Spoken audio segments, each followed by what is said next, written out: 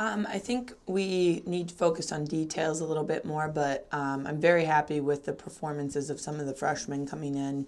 And I feel collectively as a group that we are working hard. Even in the instances during the Binghamton exhibition that we were kind of getting down on ourselves a little bit, we were still working pretty hard. And, overcoming adversity is going to be something that's definitely going to be important for us this year.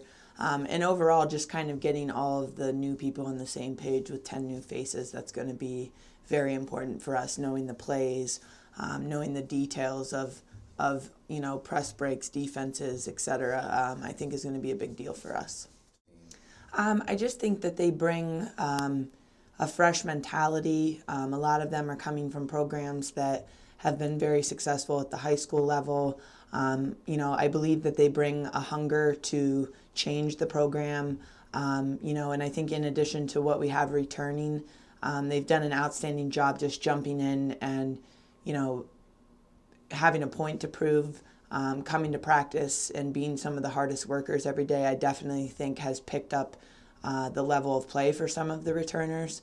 And like I said, I just feel that they bring a little bit more of my personality as far as, the passion and the fire and the determination to go out and get it done this year.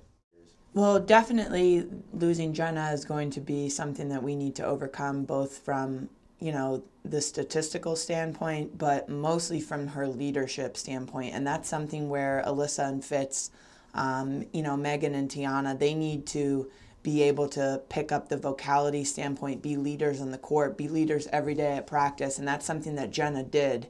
And I think that is the biggest hole that we need to fill, was her leadership. I think that Alyssa and Fitz, Megan and Tiana are very capable of doing that. And some of them have definitely improved a lot by trying to become more vocal. But their experience, all of them having starting experience, that's definitely going to help, I think, with the addition of the new freshmen. But they need to step up and be consistent, because I still believe that them being consistent is going to infuse others being consistent. And for us, that's kind of what our problem is, one half to the next. We need to put two halves of basketball together. I think we definitely need to take it day by day more this year.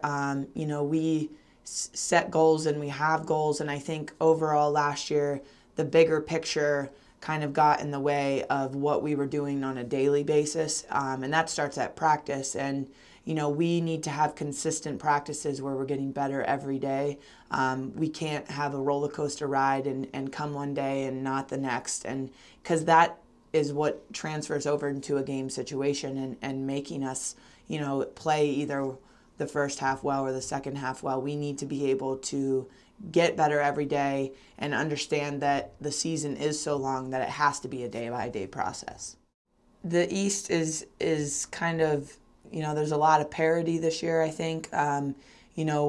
Most of the teams return quite a bit.